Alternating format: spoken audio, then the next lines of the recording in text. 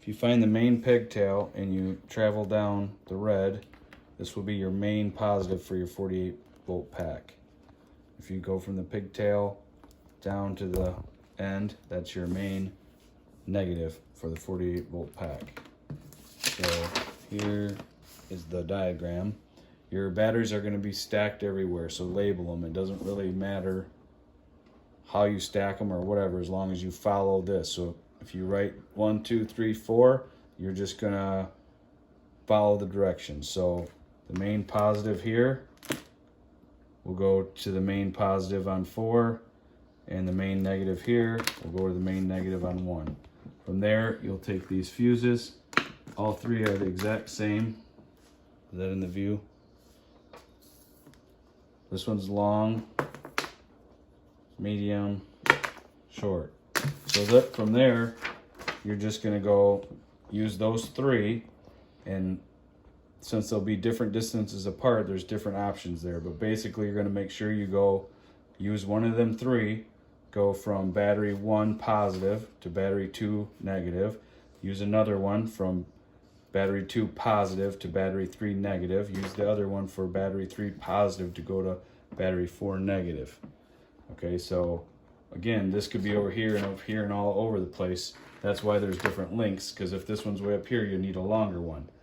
So as long as you take a marker and label each battery, and then you just in your head go, okay, battery 1 positive needs to go to battery 2 negative, then it's easy.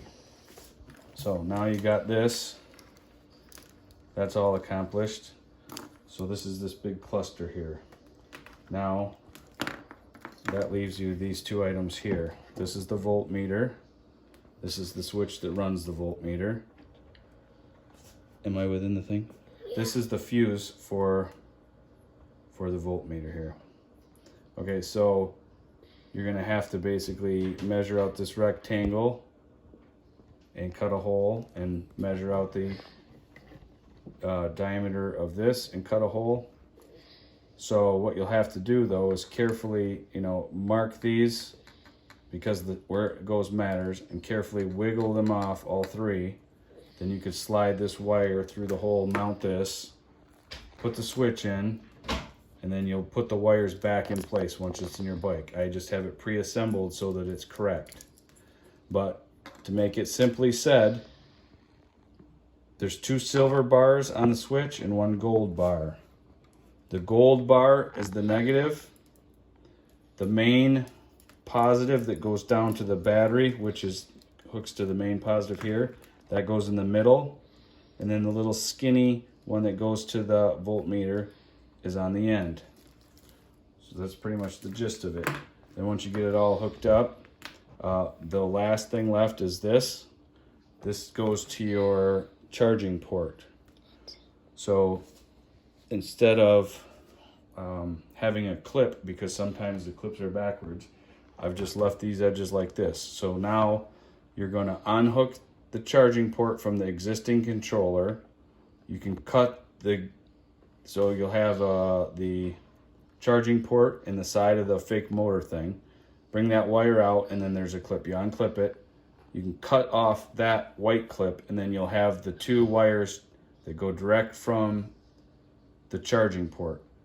Then you will take the positive to the positive, the negative to the negative there. All right, and then how you're going to do that is you'll pretend this is the charging port. You'll strip that, and you'll go like this and twist them together. But before you twist them together, you put this on. Slide it through, strip that, twist them together, positive to positive. Then you pull this back so it's in the middle. Then you take like a torch, something hot. A lighter could work, but it's going to take longer. And you're just going to work it back and forth. Move your fingers, obviously. Back and forth, slowly, back and forth, back and forth. Don't catch it on fire. And you'll know when it's good when this thing turns to liquid and melts. It'll look something like this when it's done. See how the liquid is melted? And this is a soldered connection. It's the easy way for people that aren't very good at soldering. So positive to positive on the charge port, negative to negative. These will be included. And then Then when you're all done, you can make sure you have to make sure your switch is off on your fake motor. Plug this into the controller and then flip your switch on with the motor, and you should be able to test everything out. Make sure that switch is off though when you plug this in.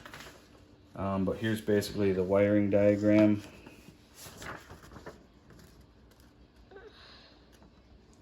So this is that main negative to the plug, main positive, which gets us that plug right there. And then here's our charging port wires. That's these ones.